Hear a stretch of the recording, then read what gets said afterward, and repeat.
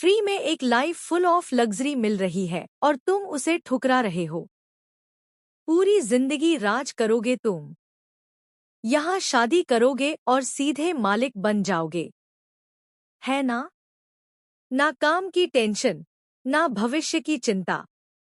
यहाँ कपड़ों और स्टाइल से कभी किसी को रोका जाता है क्या? शादी के बाद बदल देना उसे, अपने रंग में ढाल लेना। यही जहर धीरे धीरे देव के दिमाग में घोला जा रहा है। और यह जहर घोल रही है नोएना। तुलसी पूरी कोशिश कर रही है कि सलोनी और देव की शादी रुक जाए, लेकिन नोएना की चालें इतनी गहरी है कि हर रास्ता बंद होता जा रहा है। सास भी कभी बहू थी का आने वाला ट्रैक अब सिर्फ रिश्तों की कहानी नहीं, बल्कि लालच, स्वार्थ और एक मासूम जिंदगी को कुचल देने की साजिश बन चुका है। कहानी में आप देख रहे हैं दोस्तों की बाबूजी खुद आगे आकर बताते हैं कि सलोनी को देव पसंद है। यह सुनकर तुलसी को झटका लगता है, क्योंकि वह सलोनी की आंखों में डर और उलझन साफ देख चुकी है। सलोनी की चुप्पी में खुशी नहीं, मजबूरी छुपी है।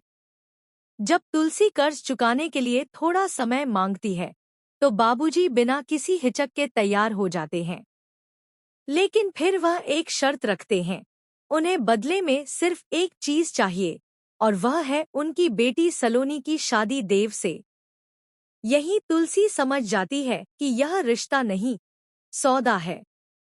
मिहिर को लगता है कि शायद यह सब सही है। वह कहता है कि अगर इससे सब खुश हो जाते हैं, तो बात आगे बढ़ानी चाहिए। लेकिन तुलसी साफ कह देती है कि रिश्ते किसी लेनदेन का हिस्सा नहीं होते। किसी बच्चे की जिंदगी को अपने फायदे और समाज में इज्जत बचाने के लिए दांव पर नहीं लगाया जा सकता। उधर देव पहले इस शादी से इनकार कर देता है। वह साफ साफ कहता है कि सलोनी उसकी टाइप की नहीं है। वह बहुत सीधी है, बहुत सादी है। वह अभी खुद अपनी जिंदगी में सेटल नहीं है, शादी के लिए तैयार नहीं है। लेकिन तभी नोएना अपना असली रंग दिखाती है। वह देव को याद दिलाती है कि कैसे वह हमेशा पैसों के पीछे भागता रहा है, कैसे उसने सपने देखे थे एक आलीशान जिंदगी के। अब जब सब कुछ बिना मेहनत के मिलने वाला है, तो वह पीछे क्यों हट रहा है? ससुराल में रहोगे राजा की तरह। पैसे, ऐश, नाम, सब कुछ मिलेगा। काम करने की जरूरत ही नहीं पड़ेगी, नोएना कहती है। देव फिर भी कहता है कि सलोनी उसे बहन जैसी लगती है। वह सूट सलवार पहनती है, सादगी में रहती है। तब नोएना हंसकर कहती है, बस यही तो समस्या है। कपड़े बदलवा देना, सोच बदल देना। शादी के बाद लड़की मिट्टी की तरह होती है, जैसा चाहो वैसा आकार दे दो। और यही देव टूट जाता है। वह शादी के लिए हाँ कर देता है। लेकिन तुलसी अब पूरी तरह जाग चुकी है।